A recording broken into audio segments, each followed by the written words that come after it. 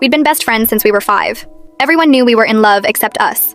I met Leo when his family moved next door, and my mom made me bring over cookies to be neighborly. He was sitting on his front steps looking miserable about leaving his old friends, and I told him he could share my friends if he wanted. He said girls had cooties, and I dumped the entire plate of cookies on his head. We were inseparable after that. For the next 13 years, we did absolutely everything together. He walked me to school every morning, even when the guys made fun of him for hanging with a girl. I went to every single one of his baseball games, even the away ones that meant 3-hour bus rides. We had this whole routine where I'd paint his jersey number on my face and scream louder than all the actual girlfriends in the stands. People always asked if we were dating, and we'd both laugh like it was the most ridiculous thing ever.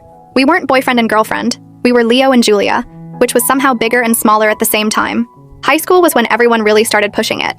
His teammates kept telling him I was obviously in love with him, and my friends swore he looked at me different than other girls. We'd roll our eyes and explain for the 100th time that growing up together made us basically siblings. I knew everything gross about him, like how he ate cheese directly from the block at 2 a.m., and he'd seen me with chickenpox, braces, and that unfortunate perm sophomore year. You don't date someone who helped you bury your hamster in 3rd grade. College almost broke us, though. He got into State University for engineering, and I went to the art school 40 minutes away for graphic design. The first month was brutal. I'd call him crying because my roommate was psycho, and he'd drive over at midnight to bring me soup when I got sick. He'd text me during lectures because his lab partner kept hitting on him, and he didn't know how to make her stop without being mean. We made this pact to have dinner together every Sunday no matter what.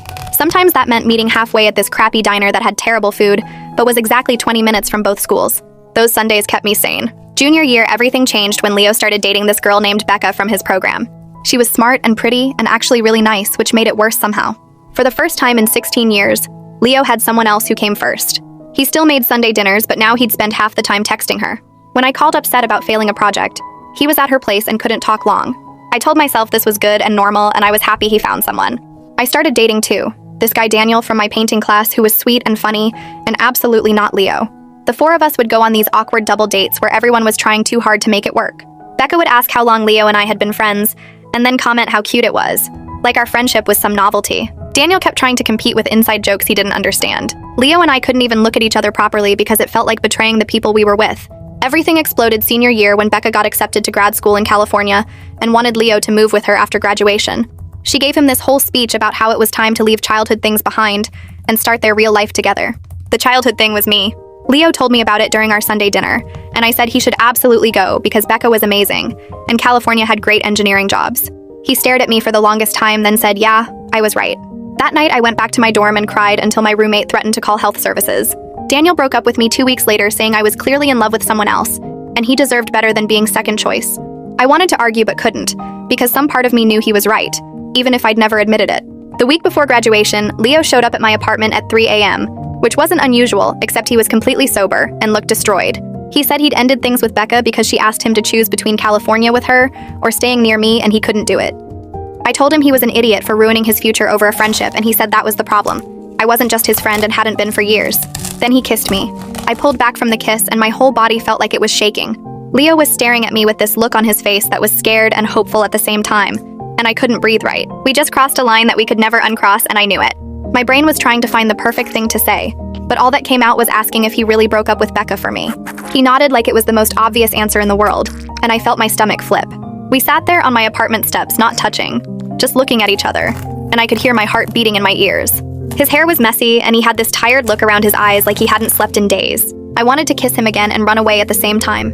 We ended up going inside and sitting on opposite ends of my couch because I was too scared to be close to him. The whole night we just talked without touching at all. Leo told me he'd been in love with me since sophomore year of high school when I showed up to his baseball game with the flu because I'd promised I'd be there. He said he convinced himself it was just friendship because I never seemed interested in him that way. I sat there listening and feeling like an idiot because I'd spent years telling everyone we were basically siblings, when apparently we both knew better. When it was my turn, I admitted that Daniel was right about me being in love with someone else. I told Leo I just couldn't admit it was him until he kissed me tonight. We talked until the sun started coming up through my window, and at some point we both fell asleep on the couch with our feet almost touching in the middle. Raina came home the next morning and found us like that, fully dressed and passed out. She took one look at us and started demanding to know what happened. I was still half asleep when I told her Leo and I kissed, and she actually screamed so loud my neighbor banged on the wall. She kept saying everyone had been waiting for this since we were kids and she knew it would finally happen. Her reaction made the whole thing feel real in a way that scared me, because now other people knew, and there was no taking it back. Raina made us coffee and sat there grinning while Leo and I avoided looking at each other. She asked when our first date was, and I realized we hadn't even talked about what this meant. Leo left to go change clothes, and Raina told me I looked happy and terrified, which was exactly right. Leo texted me later asking if I wanted to get coffee near campus like an actual date. I said yes, even though my hands were shaking typing it. We met at this coffee shop we'd been to 100 times before, but suddenly everything felt different and weird. I kept catching myself falling into best friend mode, telling him about my design project and asking about his engineering lab, then remembering we were supposed to be romantic now. I knocked over my coffee twice because I was so nervous, and the second time it spilled all over the table and Leo jumped up to grab napkins. Walking back to campus, he reached for my hand and I let him take it. His hand felt warm and familiar and completely wrong at the same time, like we were playing pretend in someone else's relationship. I kept thinking about how I'd held his hand 1,000 times before when we were kids, but this was different, and I didn't know how to be different with Leo. A week went by and we were still trying to figure out how to be together instead of just friends. Leo came over to study and mentioned I should look for graphic design jobs near his school after graduation. I felt something snap inside me and told him I wasn't Becca, and I wouldn't rearrange my whole life just because he decided we were together now. He looked hurt and said he just wanted us in the same city, but I could hear what he really meant. He expected me to be the one to move and compromise and give things up. We had our first real fight right there in my apartment with my textbooks spread everywhere. Leo said I was being unfair, and I said he was being selfish, and we both knew we were really fighting about being scared. He left without kissing me goodbye, and I sat there feeling sick. The next few weeks were awful as graduation got closer, and we had to make real decisions. I got a job offer from this amazing design firm in the city 2 hours away, and I wanted it, so bad I could taste it. Leo got offers both locally and in my city, and when I told him about mine, he immediately said he'd take the local one. He said something about staying near his family, but I could see it on his face. He was already starting to resent the choice he made with Becca, and now he was making the same choice with me. We had this long, painful conversation where I told him I needed him to want his own life instead of just following me around. Leo got quiet and asked if I even wanted to be with him, and I said yes, but not like this. Not with him giving up things and then hating me for it later. Leo's graduation party was at his parents' house and everyone kept congratulating us on finally getting together. His sister Azariah pulled me aside near the kitchen and asked if I was sure about this relationship. She said Leo had been making decisions based on what he thought I wanted since we were kids, and she was worried he didn't know who he was without me. Her words stuck in my head for the rest of the party. I watched Leo talking to his relatives and realized I'd been so focused on my own fears that I didn't notice he might be losing himself. When we were 5, he dumped his juice box because I said I didn't like that flavor. When we were 12, he quit the chess club because I thought it was boring. At 18, he turned down California for me. Azariah was right and I didn't know how to fix it. 2 months after graduation, Leo was working at some local engineering firm, and I could tell he hated it. I'd visit on weekends and he'd be tired and frustrated, complaining about his boss and the boring projects they gave him. One night, I woke up to use the bathroom and caught him looking at California job listings on his laptop. I asked him directly if he regretted turning down Becca's plan, and he was quiet for a long time. Then he admitted sometimes he wondered what his life would look like if he'd chosen differently. We stayed up the rest of that night talking about what we actually wanted instead of what we thought we should want. Leo said he felt stuck, and I said I felt guilty, and we both agreed something had to change. We decided to try long distance so Leo could take a better engineering job 3 hours away. The first month was terrible because we were used to being in constant contact, and now we had to schedule phone calls like strangers. Leo would call during his lunch break, and I'd be in the middle of a design meeting. I'd text him at night, and he'd already be asleep because he had to wake up early. I threw myself into work projects and started making friends with people from my firm. We'd go to art galleries on weekends, and I'd realize I was having fun without Leo there. It felt like freedom, and it felt like losing something at the same time. I was surprised to find I actually liked having space to figure out who I was without Leo always around. 4 months into long distance, we were barely talking beyond quick updates about work. I went on a coffee run with my coworker Caleb one afternoon, and we ended up walking around the city for an hour just talking about design and music and nothing important. When I got back to my apartment, I realized I hadn't thought about Leo all day. That night, when Leo finally called, our conversation felt forced and empty. He told me about some project at work, and I told him about a client presentation, and we both knew we were just going through the motions. After we hung up, I sat there staring at my phone, wondering when talking to my best friend started feeling like a chore. I thought about texting him that I missed him, but I wasn't sure if it was true anymore. I signed up for a pottery class the following week because someone at work mentioned it, and I thought, why not? The studio smelled like wet clay, and there were maybe 8 people sitting at wheels looking just as clueless as me. The teacher was this older woman with gray hair pulled back in a messy bun who kept saying things like, "Feel the clay, don't force it," which sounded fake deep, but actually helped. My first bowl looked like a sad pancake, but I didn't care, because for 2 hours I wasn't thinking about Leo or our weird half-relationship or anything except keeping my hands steady.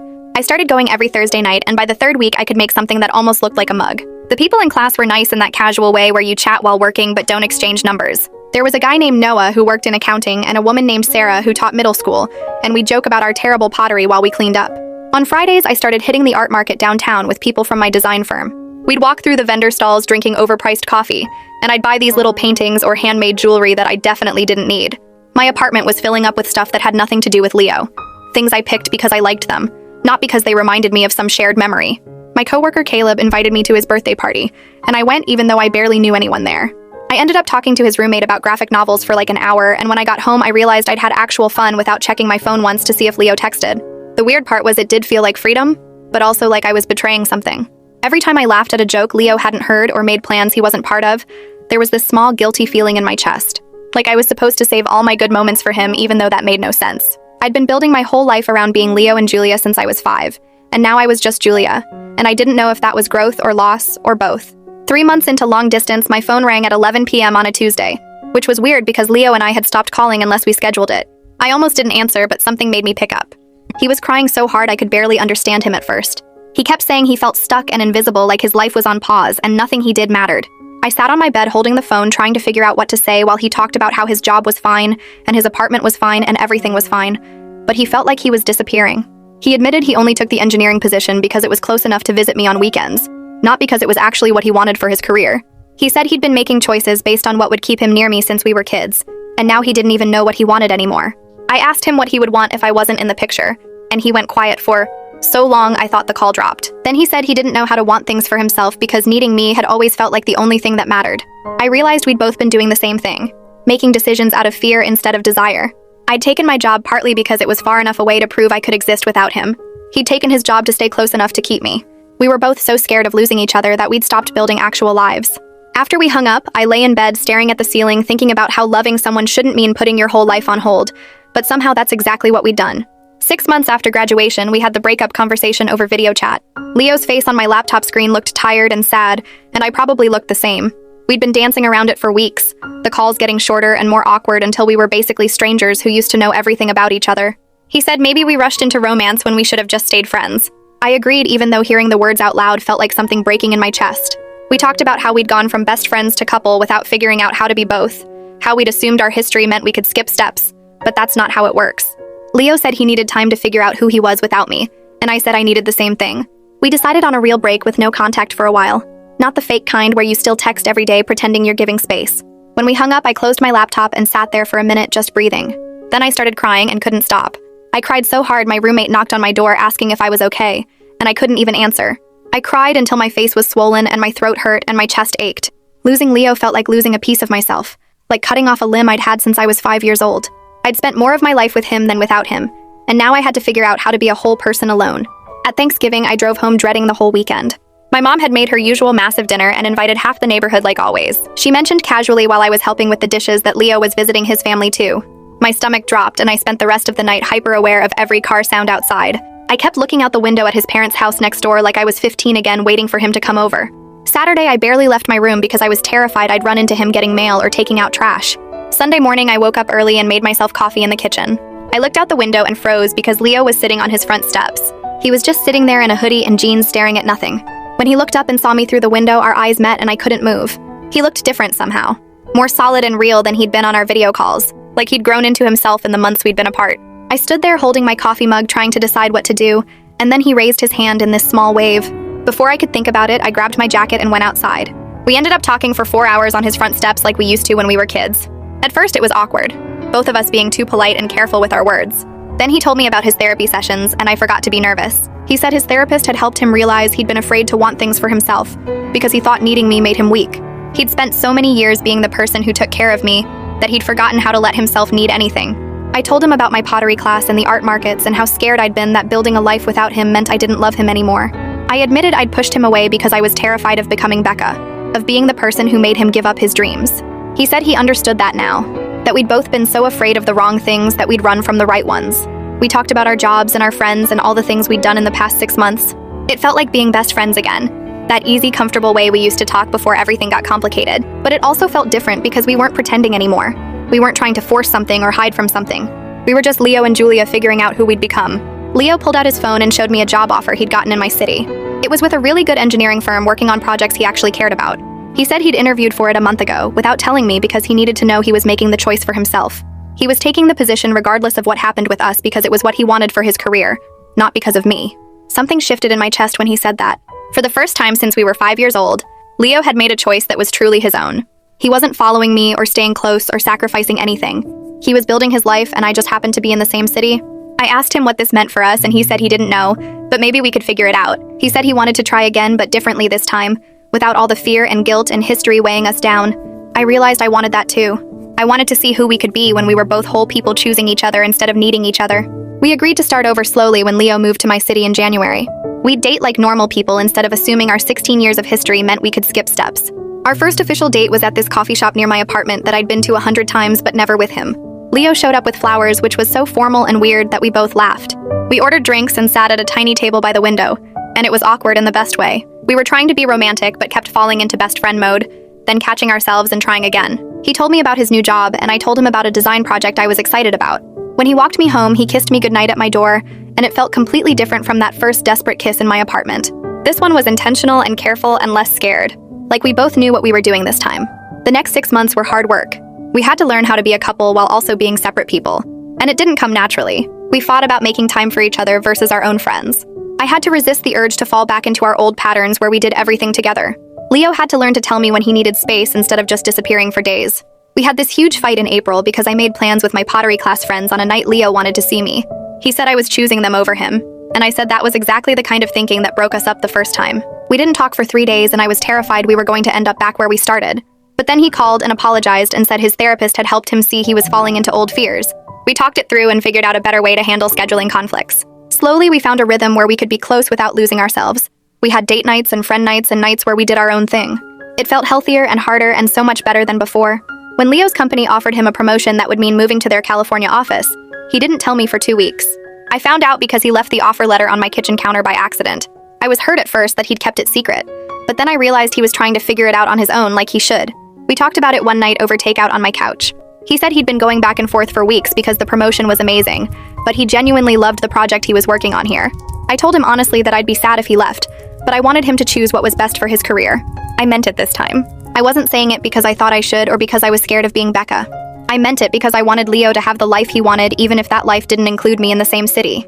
He looked at me for a long time and then said he was turning it down. Not because of me, but because he really did prefer his current project and the team he was working with. The California office would mean starting over and he liked where he was. I believed him and that felt huge. 2 years after that first kiss, we were at the same diner where we used to have Sunday dinners in college. The food was still terrible, but we kept coming back because it was ours. Leo was nervous through the whole meal, dropping his fork twice and barely touching his burger. I thought maybe we were going to have another hard conversation about our future.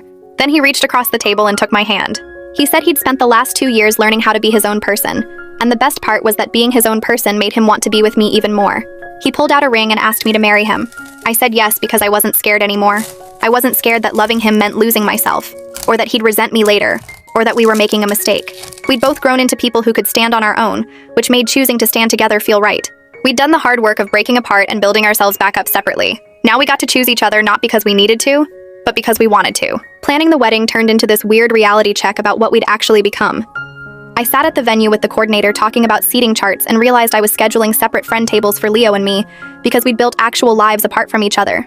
My pottery class friends who'd never met Leo, his work buddies from the engineering firm who barely knew me. It hit me that we weren't those desperate kids anymore who couldn't function without each other nearby.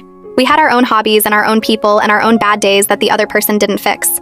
Leo came home from work frustrated about a project, and I listened but didn't try to solve it because that wasn't my job anymore. I had a gallery rejection that stung and Leo hugged me, but didn't take it personally like it was happening to him too. We were choosing each other every single day instead of just defaulting to each other because we'd always been together. It was harder than I'd imagined that night on my couch when he first kissed me. Messier too because we had to actually communicate instead of just knowing what the other person needed. But it was better than any fairy tale version I'd been too scared to want back then. The wedding day came and Azariah stood up to give her speech.